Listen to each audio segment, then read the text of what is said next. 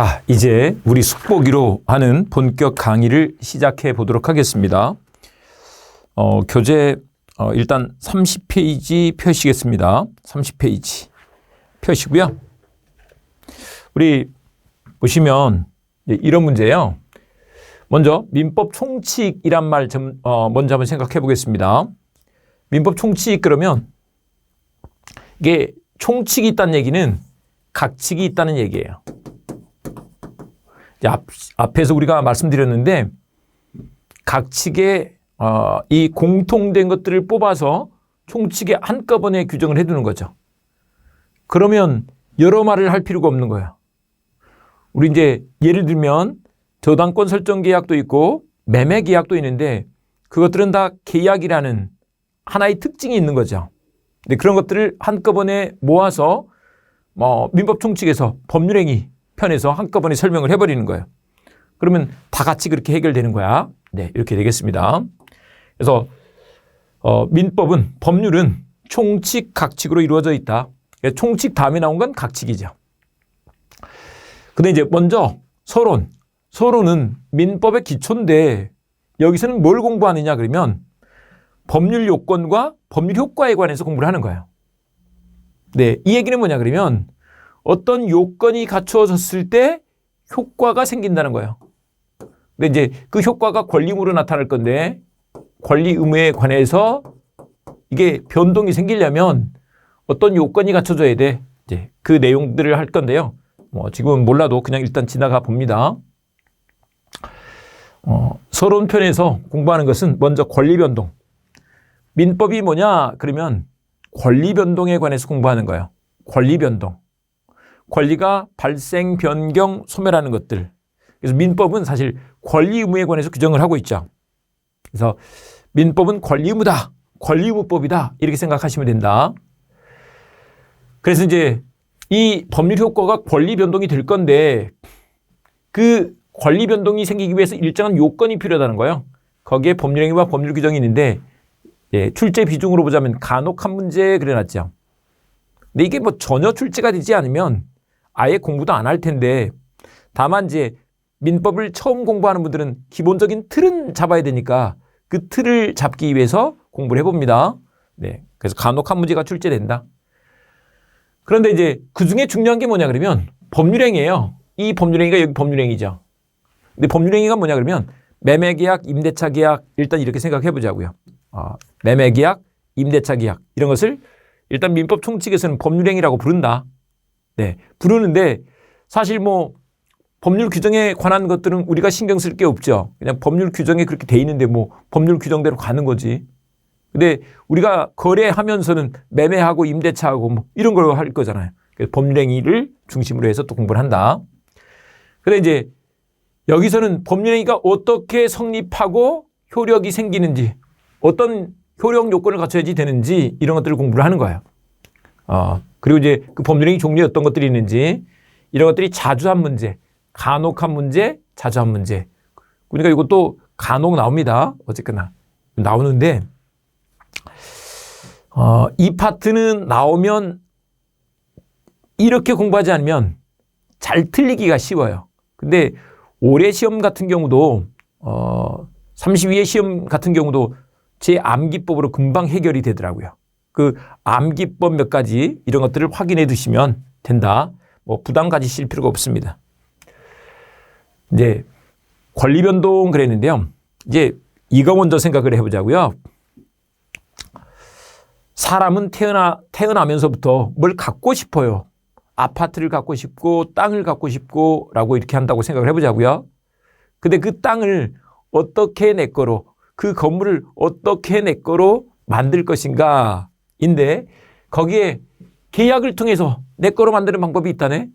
네, 일단 계약을 법률행위라고 해. 이렇게 생각해 두시겠습니다.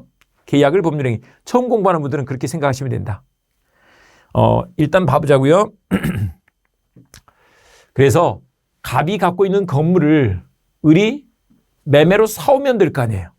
이제 그렇게 하고서 나중에 등기까지 하면 이 을이 소유권을 취득할 수 있게 되는 거죠.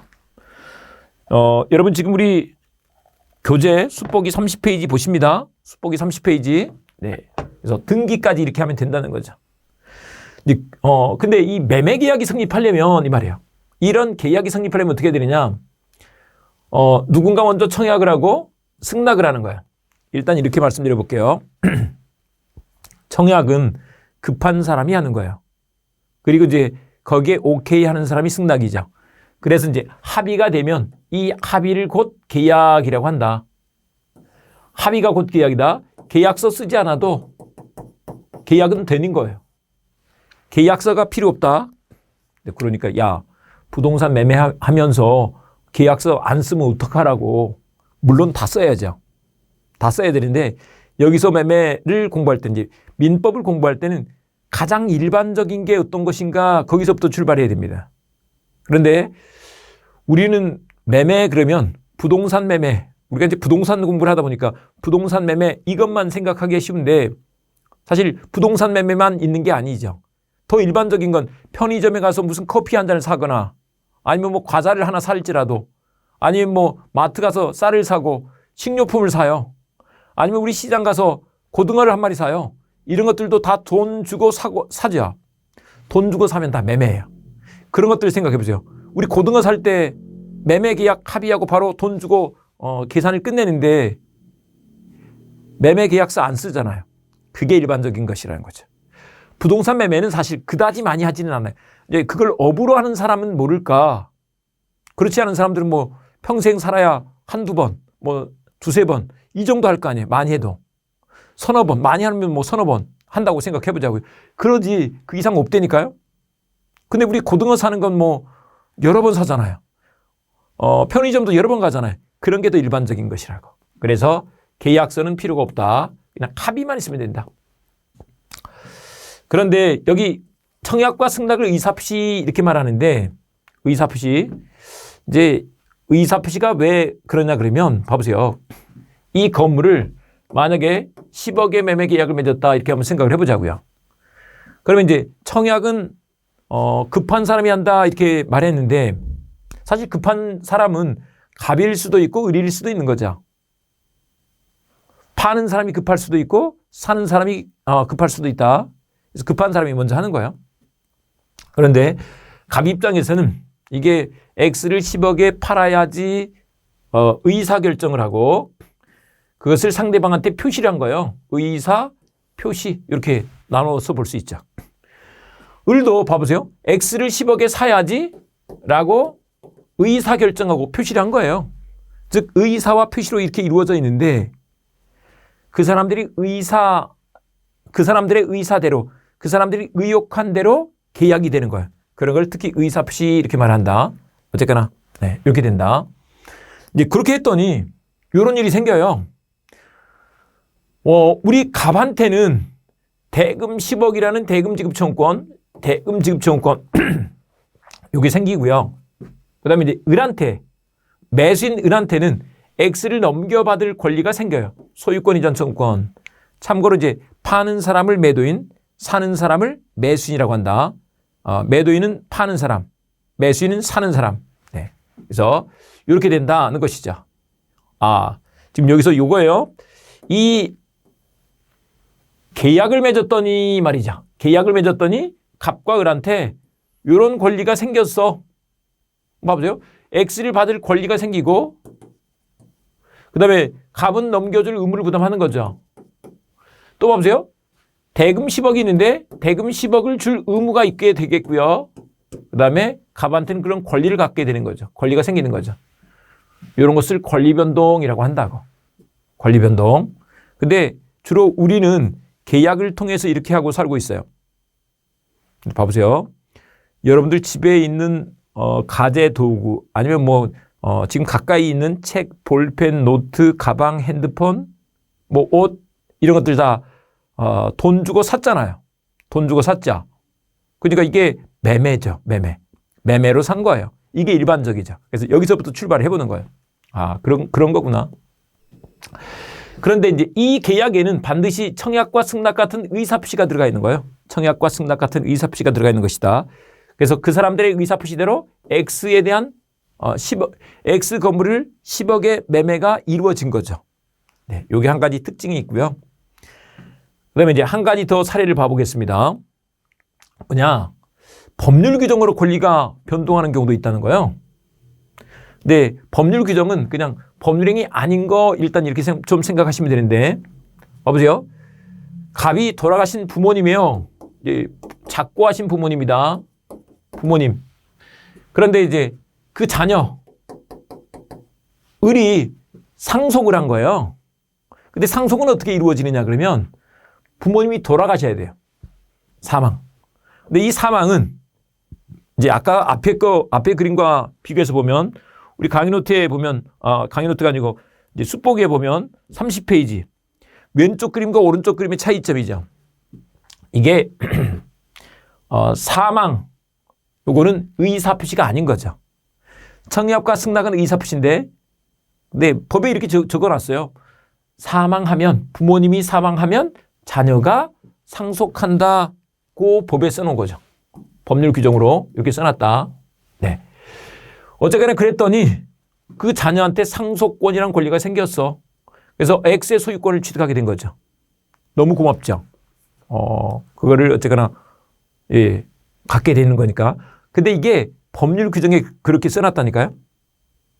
근데 이제 봐보세요. 한 가지 더.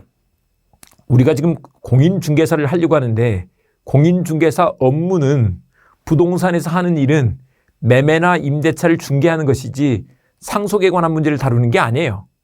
그러니까 법률 규정보다는 뭘 중심으로? 법률 행위를 중심으로 공부를 하는 거죠. 그래서 법률 행위를 주 메뉴로 가져가고 그다음에 이제 사이드 메뉴로 법률 규정도 보는 거예요. 그러니까 법률 규정을 몰라서는 안 되는 거죠. 법률 규정은 법률 규정대로 이렇게 가는 것이다. 이렇게 해서 이거 봐보세요. 앞에서 법률 행위로 권리 변동, 또 법률 규정으로 권리 변동 이렇게 된 거죠. 이렇게 되고요. 그런데 이제 봐보세요. 이 권리 변동이 되려면 이 법률 사실이 뭐냐 그러면 청약과 승낙 아니면 부모님의 사망으로 법률 요건으로서 예를 들면 이거 다시 또 볼 거예요. 법률 행위가 이루어지고 아니면 법률 규정이 있게 돼서 그리고 뭐가 되느냐 이 법률 효과로서 권리 변동이 생긴다는 거죠. 근데 그 권리 변동을 뭐라고 하느냐 권리의 발생, 변경, 소멸이라고 한다. 다시 봅니다. 법률행위란 말이 좀 어려운데 법률 전문가가 되기 위한 과정이에요. 법률행위는 이거를 계약 이렇게 처음에는 알고 가시면 된다. 계약 이렇게 알고 가시면 된다. 근데 이게 이제 이런 거예요.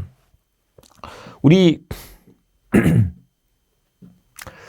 형법에서 이런 개념이 있잖아요. 뭐 형법에 가면 살인죄, 상해죄, 폭행죄, 뭐 사기죄 여러 가지 범죄들이 많이 있어요.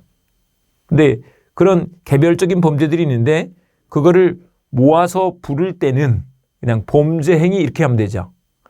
근데 우리 봐보세요. 지금 계약에 해당하는 것들 뭐 예를 들면 매매 계약, 임대차 계약, 전세권 설정 계약, 저당권 설정 계약 뭐 이런 계약들이 많이 있단 말이에요.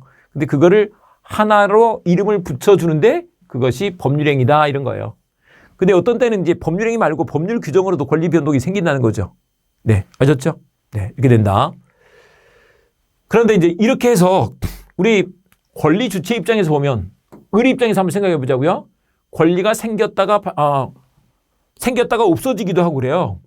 그래서 권리 주체 입장에서 보면 권리의 취득, 그다음에 상실, 변경 이렇게 나타난다는 거예요. 요걸 이제 줄여서 득실 변경이다 이렇게도 말을 하는데 요 내용 뭐 우리 이제 뒤에 가시면 알게 됩니다. 권리를 취득하게 돼. 근데 이 권리 취득에는 크게 두 가지가 있다는 거야. 그게 뭐냐? 먼저 원시 취득이 있어. 근데 원시 취득은요. 이렇게 생각하시면 돼요. 그냥 원래 처음부터 취득하는 거죠. 누구한테 이어받는 게 아니에요. 그냥 앞 사람하고는 아무 상관이 없어 그냥. 그런 걸로 봐보자고요. 건물 신축하는 거. 건물 신축하는 경우는 이걸 내가 건물을 지어서 건물을 지으면 토지와 별개로 부동산이 돼요. 근데 그거를 내가 처음 만들어서 집을 만들어서 내 집이 된 거죠. 누구한테 이어받은 게 아니잖아요. 그래서 원시 취득 이렇게 말한다. 원시 취득이다. 그 다음에 이제 취득시효도 원시취득 이렇게 되는데 지금 들으면 잘 몰라요. 그래서 여기는 저 뒤에 취득시효 편에 가셔서 설명드릴 때 여러분들이 이해하시고 다음에 반복하실 때 취득시효, 뭐 무주물 선점 이런 것들이 원시취득이 되는 것이구나. 이렇게 알고 가시면 된다. 네, 이렇게 말씀드리고요. 그런데 승계취득도 있다는 거예요. 승계취득은 뭐냐 그러면 이 승계가 이어받는다 이런 뜻이죠. 원시는 원래 처음부터, 근데 승계는 이어받는 거예요. 그런데 거기에 이전적 승계와 설정적 승계가 있는데 이전적 승계는 그냥 통째로 그대로 넘겨주는 거예요. 근데 거기에 특정 승계와 포괄 승계 두 가지가 있죠. 특정 승계와 포괄 승계 두 가지가 있는데 이제 봐보세요. 매매는 이렇게 하는 거예요. X를 매매로 매수인 사는 거예요.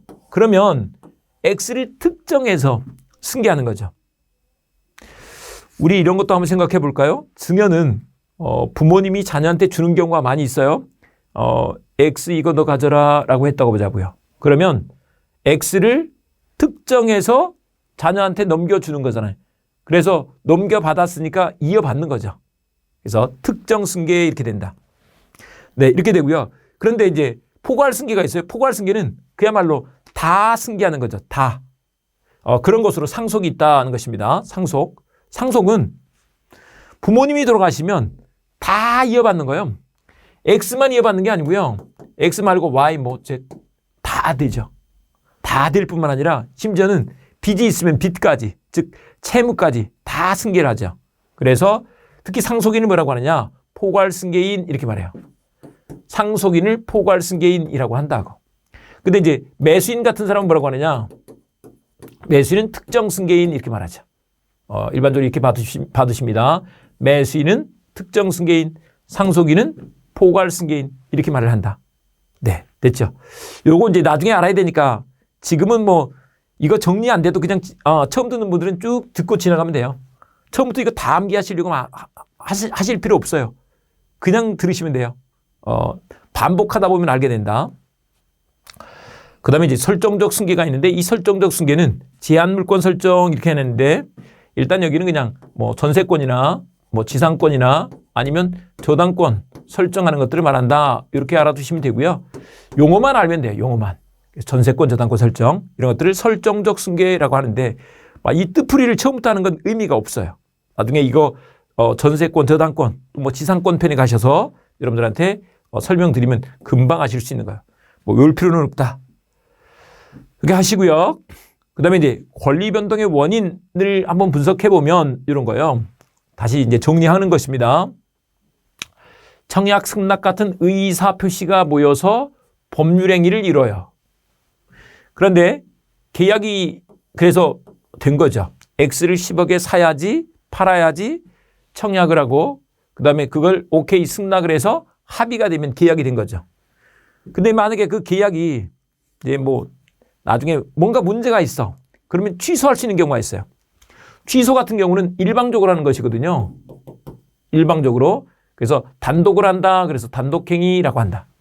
그래서 법률행위는 기본적으로 계약과 단독행위가 있다. 이렇게 봐주시면 되죠. 그런데 일정한 경우에는 예를 들면 그냥 부모님이 돌아가셨더니 상속이라는 결과가 생기네. 아직 우리가 취득시효는 공부 안 했으니까 그냥 잠깐 봐두시면 그냥 이런 거예요. 남의 땅이라도 예를 들면 20년간 점유하고 있으면 나중에 시효 완성으로 소유권을 취득할 수 있게 돼요. 일정한 기간이 지났더니 취득시효가 되는 경우가 있네. 최고 이런 것들도 마찬가지예요. 근데 이런 것들은 법률 규정이다라고 한다. 근데 봐보세요. 법률 행위와 법률 규정이 있는데 이 나누는 기준이 뭐냐? 하면 여기에는 의사표시가 들어가는데 여기에는 의사표시가 안 들어가는 거예요.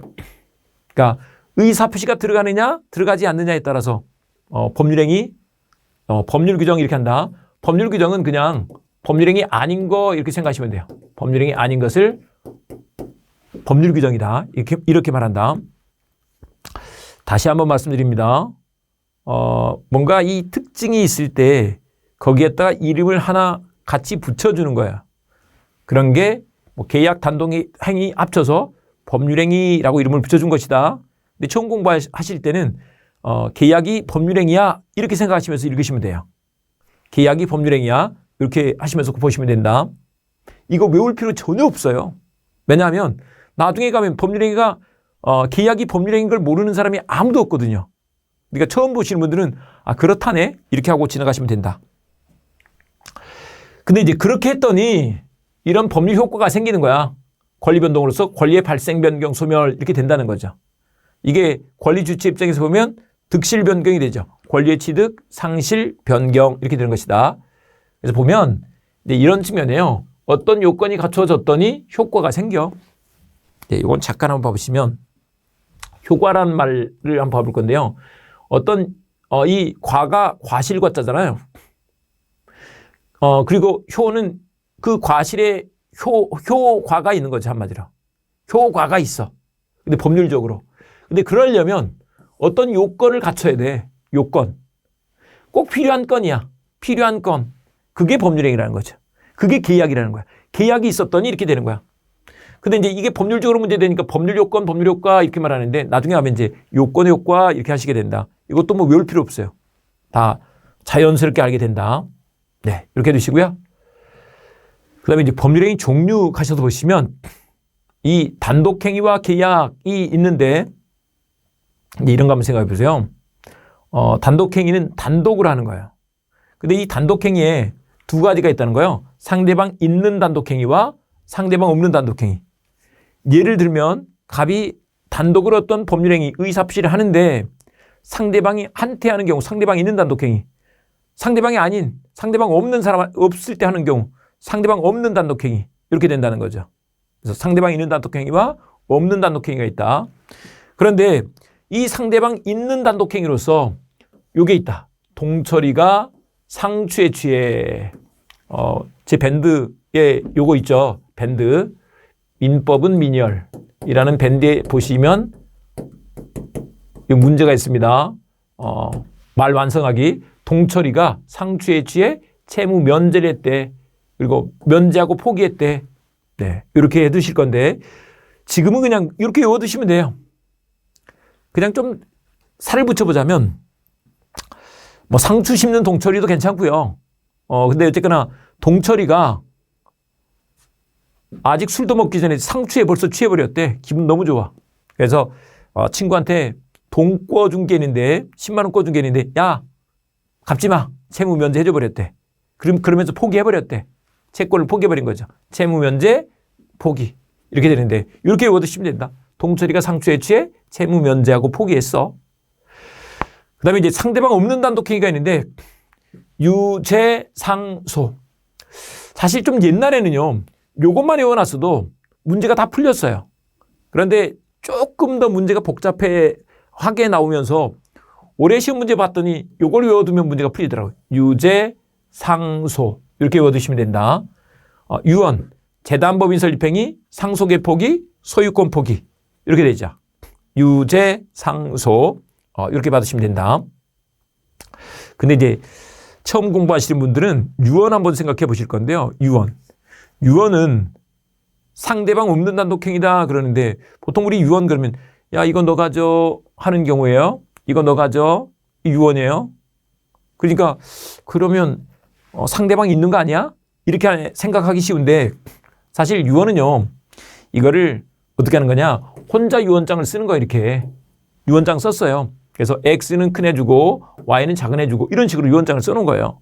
근데 나중에 돌아가신 뒤에 열어봤더니 그렇게 돼 있네? 그럼 그 부모님의 아버님 뜻에 따라서 X, Y를 그렇게 나눠 갖는 거죠. 이게 유언이에요. 그러니까 애들한테 하는 게 아니죠. 애들한테 줄지라도 애들한테 하는 게 아니다. 그래서 상대방 없는 단독행위다 이렇게 말한다.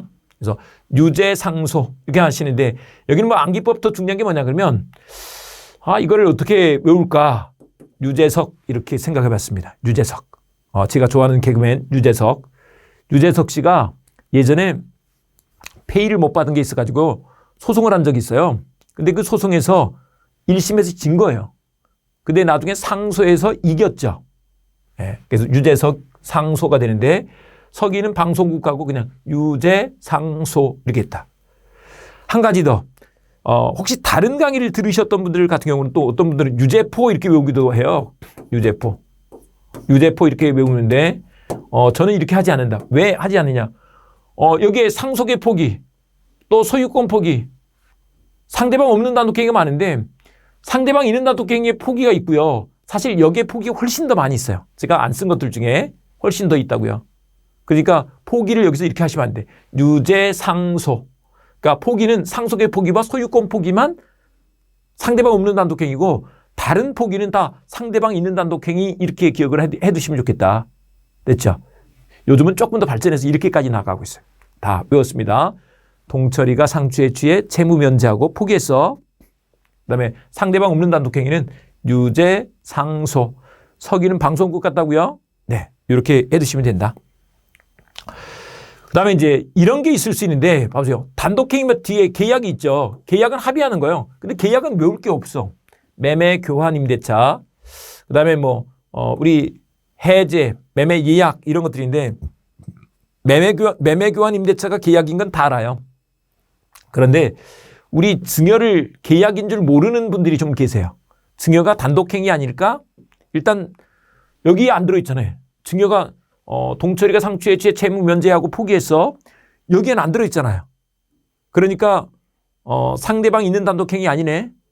그럼 상대방 없는 단독행위인가? 유죄, 상소에도 없잖아요. 그러니까 증여는 계약이다. 근데 이게 계약인 것은 봐보세요.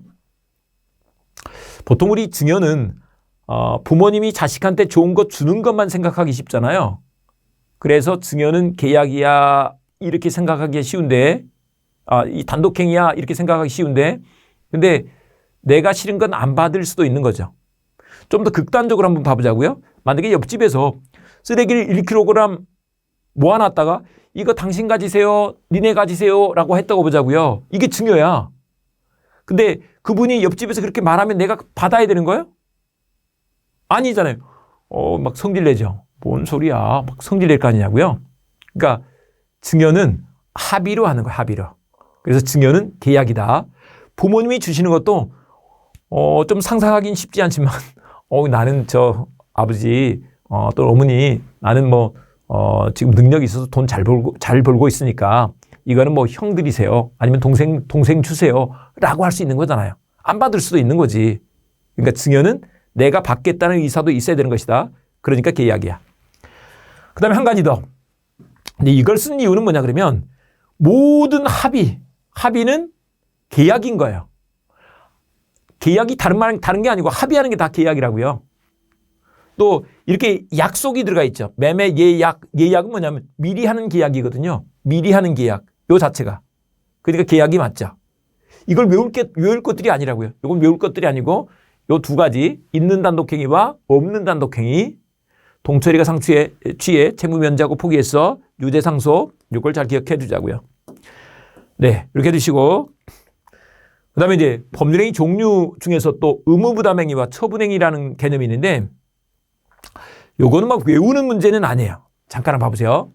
의무부담행위는 채권행위다 이렇게 말하는데 잠깐 한번 봐보시겠습니다. 우리 매도인 갑과 매수인 을 사이에 X를 10억에 매매하는 계약이 맺어졌어요. 우리가 앞에서 봤던 얘기죠. 그랬더니 매수인 을한테 X를 받을 채권이 생기죠. 채권이 생기는 거예요. 그리고 이제 갑은 그걸 줄 의무를 부담하는 거죠. 그 다음에 이제 매매 계약을 맺으니까 이렇게 대금 10억을 받을 채권. 그 다음에 이제 매수인은 그걸 줄 의무를 부담하게 되는 거죠. 그래서 이렇게 계약에 의해서 한편으로 채권이 생겨. 그리고 이제 다른 편에서 봐보면 의무를 부담하는 거죠. 의무 부담행위 이렇게 된다는 거예요. 그런 게 매매, 교환, 임대차, 분양계약 다 그런 거죠. 이거 외울 필요가 없어요.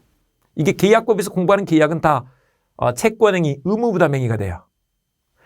근데 타인권리매매는 이행 문제가 남아있어 이런 뜻인데 이게 무슨 말이냐 그러면 남의 것도 필요하면 봐보세요. 이 X가 갑의 것이 아닐지라도 남의 거라도 내가 팔 수 있죠. 내가 도매상인데 물건이 다 떨어졌어요. 근데 주문이 들어왔네? 그러면 주문 들어온 걸 일단 받을 수 있잖아요. 주문 받아놓는 게 그게 지금 매매가 된 거죠. 그럼 물건 떼서 주면 되죠.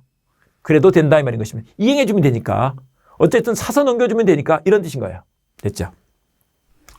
그런데 여기서 나가서 만약에 등기까지 했다고 보자고요. 등기까지 하면 소유권이 양도가 돼버리죠. 근데 이제 소유권은 물건에 대한 권리가 돼서 물권이다 이렇게 말한다. 근데 물권 변동을 가져오는 행위가 돼버려. 그래서 물권행위 이렇게 말합니다. 근데 갑 입장에서 봐보면 이 매도인 입장에서 보면 처분해버린 거죠. 근데 이제 소유권이 변동됐다. 그래서 물권행위가 된다. 갑 입장에서 보면 처분을 한 것이고 물권 변동을 가져와서 물권행위다. 소유권 양도. 이게 대표적으로 그렇겠지만 여러분 봐보세요. 꼭 물권은 소유권만 있는 게 아니고요. 물건에 대한 권리는 다 물권이에요. 그래서 저당권 설정, 전세권 설정 이런 것들이 다 물권행위가 되는 것이다. 그래서 저당권 설정 이런 것들이 그래요. 그런데 이제 주물권행위도 있어요. 여기서 한 가지 배울 게 있습니다. 일단 주물권행위라는 건 그러면 이게 물권행위일까 이런 거예요. 물권행위일까? 아니죠. 물권행위면 물권행위라고 하지 왜 준자를 붙이겠냐고요. 근데 준물권행위는 물권행위가 아니지만 물권행위에 준해서 처리하는 행위 이렇게 생각하시면 되죠. 물권행위에 준해서 되는 거야. 이게 준물권행위죠. 그 말은 준하는 거니까 물권행위가 아닌 거죠. 이런 걸 봐보세요. 지금 우리 갑이율한테 X 소유권을 이전해서 등기 넘겨주면서 소유권을 이전해서 물권 변동을 가져왔는데 그래서 물권행위가 됐는데 갑이 만약에 채권자라고 보자고요. 채권자가 내가 누구한테 받을 채권이 있어요? 그거를 을한테 넘겨버리는 거죠. 이게 채권 양도. 아니면 야, 내가 너한테 받을 거 있는데 나한테 갚지 마. 그랬더니 그냥 갚지 않아도 되는 거. 어쨌거나 바로 결과가 생겨버려. 봐보세요. 등기를 넘겨주면 끝났죠. 근데 채권 양도 채무 면제는 그거 하면 그냥 끝나버린 거예요. 더 이상 뭐 필요가 없죠. 야, 너 나한테 빚진 거 있는데 갚지 마. 그럼 끝나는 거죠. 근데 봐보세요. 여기서 갑이 소유권 이전 등기를 해주려고 하거나 채권 양도를 하려고 하거나 채무 면제가 되려면 그 사람이 주인이거나 권리자여야 될 거 아니에요.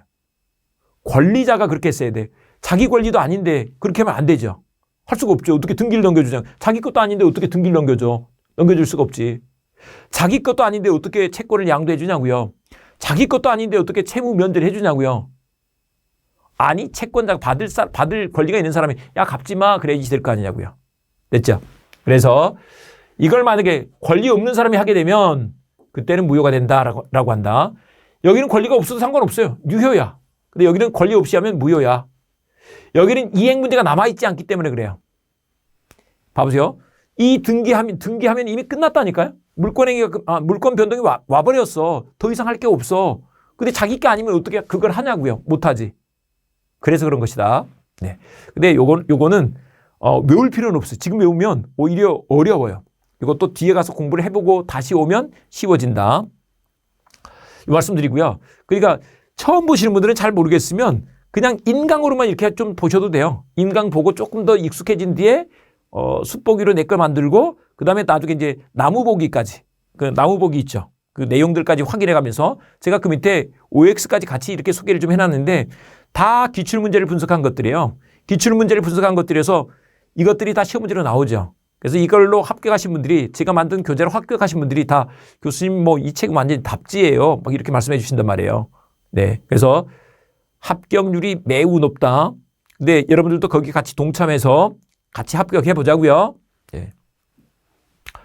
네, 이렇게 하고요. 그 다음에 이제 법률행위 요건을 봐볼 건데요. 법률행위 요건은 뭐냐 그러면 일단 법률행위가 성립하고 그 뒤에 효력 요건을 갖춰야 돼 이렇게 말한다. 근데 먼저 이거 한번 봐볼게요. 다시 매도인 갑과 매수인 을이 매도인은 파는 사람 그 다음에 매수인은 사는 사람 둘이서 X를 10억에 매매 계약을 맺었다. 이렇게 봐보자고요. 매매 계약을. 그걸 먼저 급한 사람이 청약하고 그 다음에 승낙을 하는 거예요. 그래서 합의가 되면 이 합의가 곧 계약이다. 이렇게 되는데 이때 사실 자기가 원하는 대로 다 잘 끝나면 뭐 이거 문제 삼을 게 없죠. 근데 그것들이 원하는 대로 잘 안 돼요. 그러면 이제 이게 제대로 됐는지를 따져보는 거죠. 그게 이제 매뉴얼을 만들어 놓은 거예요. 그게 성립 및 효력이다 이렇게 되는 것입니다. 그래서 X 10억 그다음에 청약과 승낙 해서 합의가 되면 그게 곧 계약이라고. 청약과 승낙으로는 합의가 곧 계약이라고. 계약이 합의고 합의가 계약이다. 이렇게 되는 거죠. 그 다음에 이제 봐보세요. 요게 그래서 먼저 성립해야 된다는 거예요. 먼저 성립해야 돼. 그 다음에 이제 효력 요건을 갖춰야만 된다. 이렇게 말한다. 근데 이제 성립하는 데는 어떤 것이 필요하냐? 일반적으로 당사자 목적 의사표시 요게 있어야 된다라고 한다. 우리가 이제 당목이라고 이렇게 할 것입니다. 당목이라고 하는데 이때 당이 뭐냐 그러면 여기에요. 계약을 하려면 취소한 갑을 두 사람이 있어야 될 거 아니에요. 갑을 두 사람. 매도인과 매수인이 있어야 계약이 되는 거죠. 그 다음에 이 사람들 계약의 목적을 따져볼 건데 을은 X를 목적으로 계약을 맺었죠. 매도인은 대금 10억을 목적으로 계약을 맺었죠. 그래서 X 10억 요게 목적이 된다. 그 다음에 이제 의사표시 그랬는데 여기에 청약과 승낙 요게 의사표시다 그랬죠. 청약과 승낙 요게 의사표시다. 됐죠? 이렇게 되는데 어떤 경우는 특별히 더 필요한 경우들이 있어요. 이게 특별 성립요건이다 이렇게 되는데 이제 어떤 경우에 그러냐 그러면 우리 요물계약에서 물건의 인도 뭐 계약금 지급 이런 것들이 그런데 이건 나중에 각 파트에서 공부하시면 되고요. 제일 이해하기 쉬운 걸로 혼인신고 한번 생각을 해보자고요. 근데 혼인도 계약이라는 거예요. 혼인이 계약이야. 생각을 해보세요. 왜 계약이냐? 급한 사람이 청혼을 했죠. 그게 청약이죠. 야, 우리 결혼하자. 청약. 그리고 좋아. 오케이. 승낙. 그래서 합의가 됐잖아요. 합의로 한 거니까 계약 맞네. 계약 잘 지키셔야 됩니다. 계약을 했으면 계약을 잘 지켜야 된다고요. 계약이 맞아. 근데 우리 계약은 계약서도 필요 없다 그랬잖아요. 합의만 있으면 된다 그랬잖아요. 그래, 맞아요. 그게 맞는데 혼인 같은 경우는 이게 그러면 이제 살다가 이런 거 한번 생각해 보자고요. 아이 좀 삐져가지고 싸워가지고 뭐 예를 들면 친정에 가서 요즘은 친정 잘 안 갈 텐데 어쨌거나 좀 집을 나갔다고 보자고요. 어디 좀 다른 데 가서 좀 있다 왔어. 그러면 이 사람들이 결혼한 거예요, 안 한 거예요? 거기에다가 그 사람 임자가 있다는 것까지 좀 알려줄 필요가 있어. 그래서 이 혼인은 꼭 혼인신고까지 하도록 한다. 임자 있어요. 이걸 알려주기 위해서. 그래서 특별성립요건이다. 이렇게 말한다. 특별성립요건. 네. 특별히 그러니까 합의에 나가서 당목이는 기본으로 있어야 되고 거기에 나가서 혼인신고까지 있어야 돼. 근데 요거 자체는 외울 필요는 없어요. 이 기본 틀을 한번 봐보는 거야. 이렇게 되고요. 그 다음에 이제 효력요건에서도 마찬가지야. 먼저 효력요건에 일반적으로 지금 우리 아까 보셨던 당목이죠. 당목이가 그대로 나와요. 당사자에게 능력이 있어야 돼. 능력. 근데 그 능력에 권리 능력, 의사 능력, 행위 능력 이렇게 있어야 된다라고 한다. 권리 능력, 의사 능력, 행위 능력 이게 있어야 된다 이렇게 말하는데 이게 뭐냐 그러면 또 뭐 능력이란 말이 나오니까 처음 공부하는 분들은 무슨 능력이야. 뭐 능력자여야 돼? 돈 잘 벌어야 돼? 그런 게 아니고요. 여기서 능력은 자격의 뜻이에요. 자격. 있는 사람이 해야 된다는 거죠. 근데 권리 능력은 뭐냐면 권리를 가질 수 있는 자격을 말하는 거죠. 근데 이제 우리 시험에서는 자연인만 문제되니까 뭐 법인도 있습니다만은 자연인 입장에서 봐보면 살아있는 사람이면 다 돼요. 살아있는 사람이어야 된다. 근데 살아있는 사람은 문제예요. 출생에서 사망 시까지 권리 능력이 있는 거죠. 출생에서 사망 시까지. 그러니까 출생 전에 태아는 권리 능력이 없어. 그다음에 사망한 뒤에 돌아가신 분, 사망자 이분은 권리 능력이 없어. 그러니까 이런 개념이에요. 부모님이 돌아가셨잖아요. 돌아가시면 그 집이 돌아가실 때까지는 부모님, 예를 들면 아버님 명의로 등기돼 있었어. 아버지 거 맞아요. 근데 돌아가시는 순간 아버지는 그걸 가질 수가 없죠. 권리 능력이 없기 때문에. 그래서 자녀들이 이어받도록 이렇게 해놓은 거예요. 됐죠? 그건 또 나중에 또 뒤에서 나옵니다. 외우지 않아도 돼요. 권리 능력이 없기 때문에 내려놓을 수밖에 없다 이 말이에요. 네, 됐죠? 그런데 이제 또 계약을 할 때는 의사 능력이 있어야 되는데 의사 능력은 뭐냐면 의사를 결정할 수 있는 능력을 말하는 거예요. 의사를 결정할 수 있는 능력. 다른 말로 하면 판단 능력인데 이제 이런 거 한번 생각을 해보자고요. 이게 사실 유치원 다니는 아이들도 맛있는 과자 이런 거 다 알잖아요. 예를 들면 이모 삼촌이 이렇게 한 거예요. 그거 할아버지한테 받은 귀한 물건이 있네. 그 이모 삼촌이 가서 야, 너 맛있는 과자 이거 줄 테니까 그거 놔주라. 이모 또 이뻐해요. 그러니까 주라 그랬더니 그래 이모 가져. 아니면 삼촌 가져 라고 했다고 보자고요. 분명히 그건 의사표시가 있었던 거죠. 그러니까 계약이 됐다고 볼 수가 있죠. 그런데 걔는 그게 얼마나 귀중한지 과자 하나로 바꿀 수 있는 건지를 판단할 능력이 없잖아요. 그래서 그런 사람을 의사무능력자라고 하고 의사무능력자의 행위는 무효가 돼버린다. 효력이 없다. 이렇게 한다는 거예요. 근데 그 의사무능력자로 어떤 사람들이 있느냐? 이제 의사 능력 있는 사람은 일반적으로 다 있는 거니까 없는 사람을 한번 생각해 보자고요. 그런 사람으로 유아, 정신병자, 만취자 이런 사람들이 있다라고 한다. 유아, 정신병자, 만취자. 유아는 유치원 다니는 아이, 또 정신병자, 만취자 이런 사람들을 생각해 보시면 된다. 네, 이렇게 해두시고요. 그 다음에 이제 행위 능력이 있는데 이 행위 능력은 법률행위를 할 수 있는 능력을 말하는 거예요. 법률행위를 할 수 있는 능력, 이걸 말한다. 네. 근데 이제 보통은 기본적으로 행위 능력이 있어요. 근데 행위 능력이 제한된 사람들이 있다. 그런 사람들을 제한 능력자라고 하는데 그 제한 능력자로 미성한이 있어요. 미성한 이렇게 해두시면 되는데 미는 미성년자, 성은 피성년 후견인, 한은 피한정 후견인, 미성년자, 피성년 후견인, 피한정 후견인 이렇게 하시면 되는데 미성년자는 그냥 외울 필요 없어요. 19세 미만자를 말하는데 말 그대로 보자면 성년자에 미달된 사람을 미성년자라고 하는 거예요. 미성년자. 또 피성년 후견인, 피한정 후견인, 성년 후견인의 도움을 입는다 그래서 피성년 후견인, 또 피한정 후견인 이렇게 된다는 것이다. 네. 그래서 이런 사람들이 있는데 이런 사람들을 제한 능력자라고 하고 그들이 행위를 하면 계약을 취소할 수 있게 돼. 미성년자가 부모님께 말씀도 안 드리고 게임기를 샀어. 그러면 그 미성년자나 부모님이 게임기 산 그 계약을 취소해버릴 수도 있는 거죠. 네, 이렇게 되는 것이다. 그래서 우리 법률행위가 제대로 되려면 권리능력, 의사능력, 행위능력이 있어야 돼라고 했습니다. 이제 그중에 행위능력이 제일 문제가 되기 때문에 행위능력이 있어야 되는데 제한능력자의 행위는 취소할 수 있다. 그 안에 미성한이 있다. 미성년자, 피성년 후견인, 피한정 후견인. 이것도 외울 필요 없어요. 때 되면 계속 반복해서 나오니까 외우실 필요 없어요. 그냥 이렇게 봐주시면 된다.